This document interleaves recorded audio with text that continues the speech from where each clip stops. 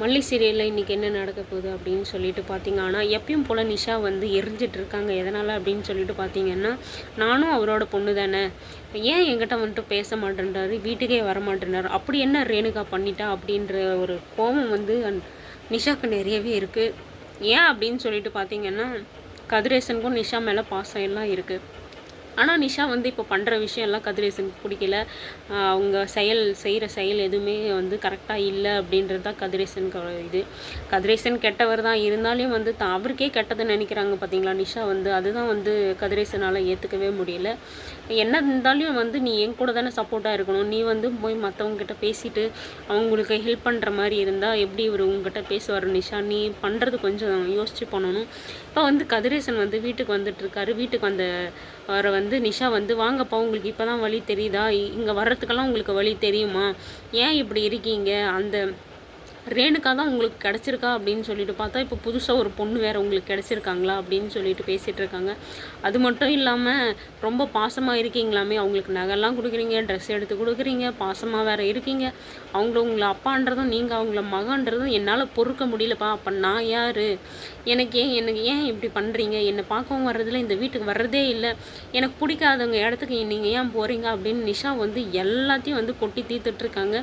ஆனால் வந்து கதிரேசன் வந்து இப்போ சொல்லிகிட்ருக்காரு என்ன அப்படின்னு சொல்லிட்டு பார்த்தீங்கன்னா, நான் போயிருக்கிறது ரேணுகாவுக்காக தான், அவளை சரியாகணுன்றதுனால தான் நான் போயிருக்கேன், ரேணுகாவுக்கு மல்லி தேவை, அதனால தான் நான் அங்கே இருக்கேன், வேறு எந்த இதுவும் இல்லை அப்படின்னு சொல்லிட்டு மேலோட்டமாக சொல்லிகிட்ருக்காங்க. அந்த மேலோட்டமாக சொல்கிறதுக்கான காரணமும் என்ன அப்படின்னு சொல்லிட்டு பார்த்தீங்கன்னா, நிஷா வந்து ஏதோ பண்ணுறது சரியில்லை அப்படின்றது வந்து கதிரேசனுக்கு நல்லாவே தெரிஞ்சிருச்சு.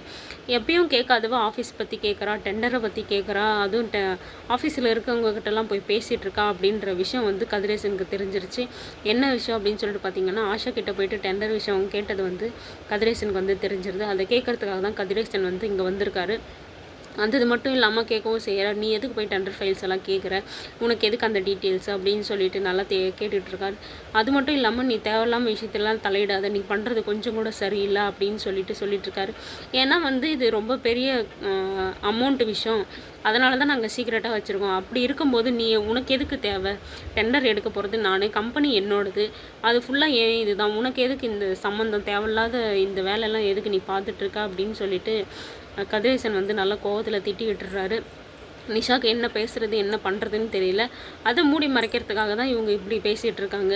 நீங்கள் எனக்கு எதுவுமே தர்றதில்ல, நீங்கள் எப்படி எனக்கு எந்த சொத்துலுமே பங்கு இல்லை அப்படின்னு சொல்லிட்டு சொல்ல முடியும், நானும் உங்களோட பொண்ணு தானே, எல்லாருக்கும் உரிமை இருக்கிற மாதிரி தானே எனக்கும் இருக்கும், நீங்கள் என்னை கண்டுக்கிறதே இல்லை அப்படின்னு சொல்லிட்டு நிஷா வந்து எமோஷ்னலாக பேச ஆரம்பிச்சிடுறாங்க.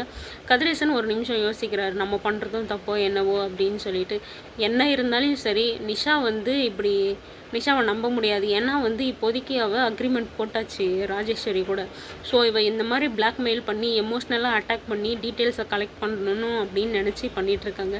என்ன நினச்சாலுமே இங்கே முடியாது. ஏன்னா வந்து அங்கே சாவி எடுத்தாச்சு, டெண்டர் வந்து அந்த சைடு போயிருமோ அப்படின்ற பயம் வேறு நமக்கு ரொம்ப அதிகமாக இருக்குது.